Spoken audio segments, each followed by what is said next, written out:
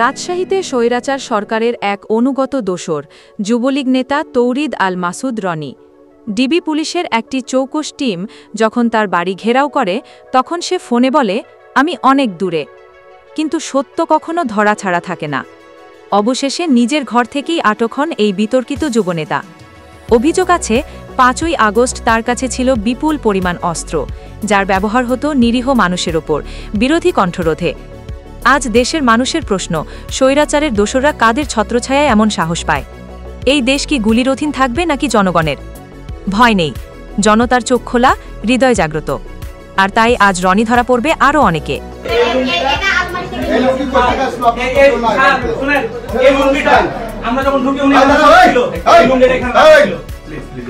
তুমি চুপ তো ভাই, ছেলে মানুষ নাই এই বাড়িতে লুঙ্গি কেন এভাবে পরে? এটা হিসাব দাও।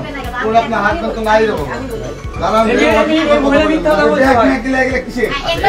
প্লিজ আমাকে কথা বলতে দেন। আমরা তো আসছি। আচ্ছা আচ্ছা বলেন বলেন ভাই। আমরা তো আসছি, কথা বলতে দেন। আমরা দেখছি আপনারা যেটা সন্দেহ করছেন আমরা অবশ্যই দেখব সেটা। লুঙ্গি মাইরি, লুঙ্গি রয়েল ভাই আপনার মুরব্বির গেন দিয়ে দিতে পারে? আচ্ছা দাঁড়ি হোক ভাই। ভাই তাহলে জামানোর উপর কথা বলতে হবে না? এটা জামার উপরে কথা বলতে হবে। জামানো না, ঠিকই তো বলেছেন। এটা একটা চিন্তা করছে যে আপনি গেন লোকের গেন দিয়ে বলতে পারে। ভাই ও বলু বড় কথা দেখে মানে আমার গেন দিয়ে বক্স কাটে স্যার। আচ্ছা এটা একটু খোলা, দেখো ওর করে সব আলমারি খোলা আছে। খালি ওটা লাগানো, তাছাড়া এগুলো সব খোলা। দেখছেন আমার দেখা এক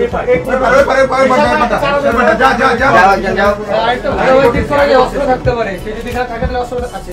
না অবশ্যই, হ্যাঁ অস্ত্র থাকতে পারে। আমি দেখতে যাচ্ছেন, এদিকে অনেক ফুটে আছে। এদিকে আসেন, যান যান। দেখছেন ভাই, ভাই আপনি ভাই দেখেন দেখেন। এই না ওর পারে যাবে তো সরি। নাই রাখেন নাই দেখে নষ্ট করেন না কোনো জিনিস। না আপনি একটু প্লিজ এদিকে। এই বিল্ডিং এ লোক ঢুকানো হয়, অফিস বাইরে তারপরে লোক তারপরে প্লিজ জানেন। আরে মহিলা তো 20 থেকে কাজ করে দেখেন। আচ্ছা এইগুলো খোলেন বক্সগুলো। আবার এগুলো একটু খুলবো প্রত্যেকটা বক্স। এই তোমরা এদিকে হটা দাও, ওভাবে করছে। এই আপনারা আচ্ছা স্যার একটু আপনি একটু কথা বলতাম স্যার। ব্যাগগুলো একটু চেক করলে ভালো হতো। অবশ্যই চেক করব, অবশ্যই থাকতে পারে।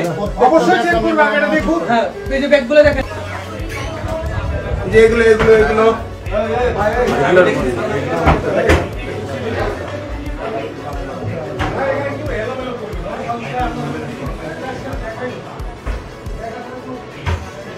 আচ্ছা গোটা বিল্ডিং দেখবে না? গোটা বিল্ডিং দেখা হবে তো। এই এটা কোন শ্রেণী দেখে? এটা কোন শ্রেণী? হ্যাঁ এই ভাই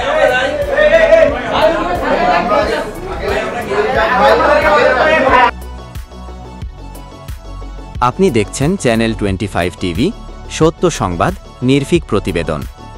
সাবস্ক্রাইব করুন, পাশে থাকুন।